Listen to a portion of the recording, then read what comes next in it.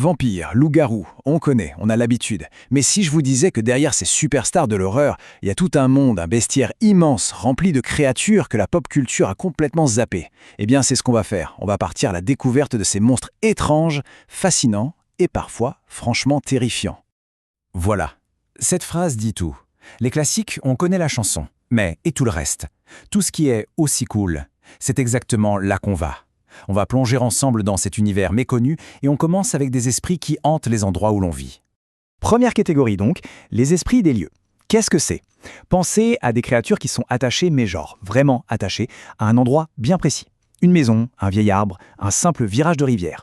Et le truc, c'est qu'ils peuvent soit être des protecteurs, soit de véritables cauchemars. Et pour voir cette double facette, regardez ça. D'un côté, on a le brownie écossais, le coloc de rêve, quoi.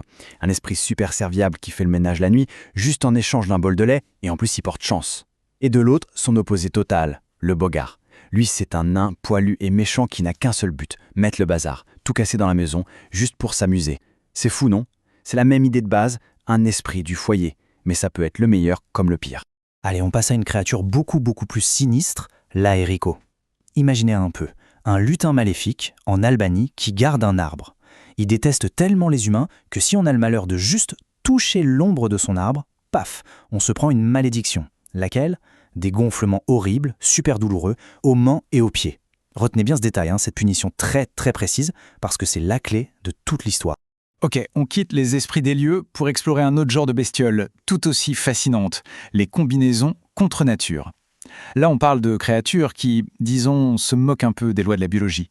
Des sortes de mix improbables, des hybrides qui représentent un chaos assez créatif. Et voici l'amphibène, une créature pour le moins déroutante. Imaginez un serpent, ok? Sauf que celui-là, il a une tête à chaque bout. Oui. La légende dit qu'il est né du sang de Méduse. Du coup, il ne sait jamais où aller, il avance et il recule en même temps. Franchement, est-ce qu'on peut imaginer une meilleure image du doute et de la contradiction? Celui-là, on le connaît un peu mieux, mais il reste tout aussi improbable. L'hippogriffe. C'est le résultat d'un croisement impossible, le fruit d'un amour entre un griffon, qui est déjà un hybride, et une simple jument. Et qu'est-ce qu'on obtient? Une monture d'une vitesse et d'une agilité juste légendaires. C'est de la pure fantaisie en fait, un mythe né de deux autres mythes. Et dans le même genre, on a le bucentaure. Le centaure, tout le monde voit, mi-homme, mi-cheval. Ok, maintenant on remplace la partie cheval par le corps massif d'un taureau. Tout de suite, ça change l'ambiance, non? On n'est plus dans la nature, on est dans la force brute, implacable. Bon, on monte d'un cran en termes de menaces, disons. Voici notre dernière catégorie, et c'est la plus flippante. Les messagers du destin. Là, attention, on ne parle plus de monstres qui vont nous attaquer physiquement, non. Leur simple présence, c'est un signe. Un présage de mort, de maladie, de catastrophe. L'exemple le plus célèbre, c'est bien sûr la Banshee. Cette femme surnaturelle venue du folklore irlandais et écossais, c'est une messagère de l'au-delà. Son cri, ce hurlement à glacer le sang, ce n'est pas une attaque, c'est une annonce. Une mort va bientôt frapper la famille qui l'entend.